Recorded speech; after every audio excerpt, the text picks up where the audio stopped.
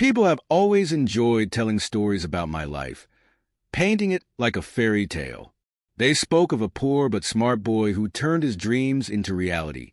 He had a wonderful wife, a successful career, and his best friend Logan. From the outside, everything seemed perfect. But of course, it's always easier to view things from the outside looking in. Now, let me share with you how my family fell apart because of 2 voicemails sent to the wrong conversation.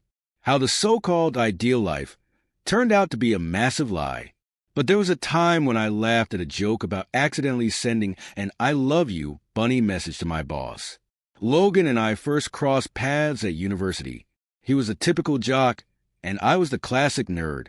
We had little in common, yet somehow, fate brought us together. His business acumen and my brains led to something bigger. After graduation, we launched a small business, backed by his dad's money. For years, everything went smoothly. By the time I met my wife, I was no longer that broke guy wearing glasses and dreaming big. But then one summer in August, this fairy tale came to an end. I was away for just a couple of days. When I returned to the hotel after a meeting, I had a quick conversation with my wife. She wished me good night.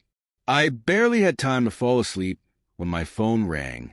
I reached for the bedside table and I saw the time, 2 a.m., and the message was from my wife. The dream was gone. What's going on at this hour? We just talked, and everything seemed fine.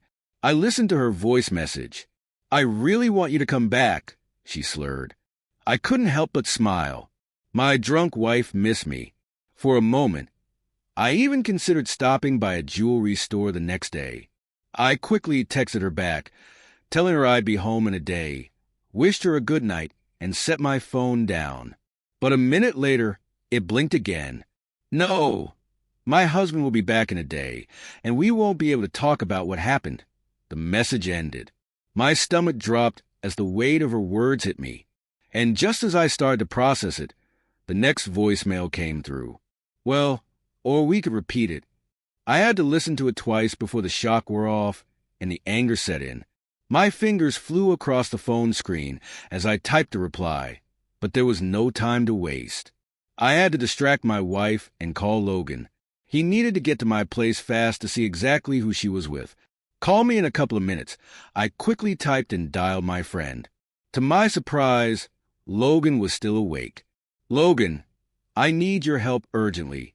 "Get to my place," I said, cutting the explanation short. "The sooner you arrive, the better the chance we have to catch them in the act." "What's going on?" he asked.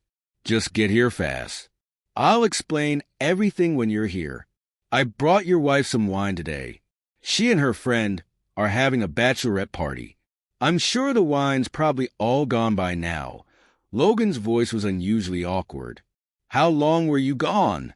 I asked, barely able to focus. "Yeah, about 2 hours. I brought the wine, made sure everything was fine, and left." Suddenly, he burst out laughing. My stomach twisted, and a wave of nausea washed over me. My legs gave way, and I collapsed onto the bed.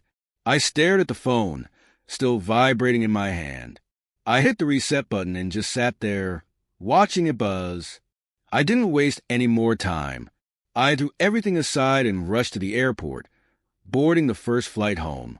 When I arrived, my wife was waiting for me, tears in her eyes, swearing nothing had happened. It was almost laughable. She even deleted the messages we'd exchanged.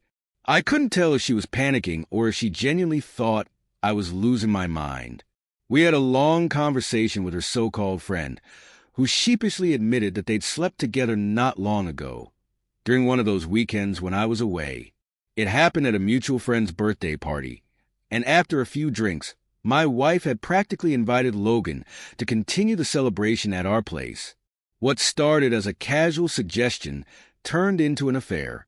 After hearing this from my former friend, I knew I couldn't stay silent. I made the decision right then and there. I was selling my share of the business. It was a bold move, one I never thought I had in me, but I stuck to it. In the end, Logan had to pay me 30% more to buy me out, just to ensure my part didn't end up in the wrong hands. The divorce went through quickly and smoothly, thanks to our prenuptial agreement. My ex ended up with nothing, just what she came into the marriage with. Nothing more, nothing less. There were no kids involved. So, when we walked out of the registry office, we were strangers. I got in my car and sped off.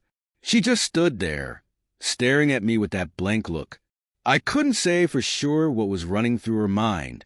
Maybe she regretted what she'd done, or maybe she was already imagining a new life.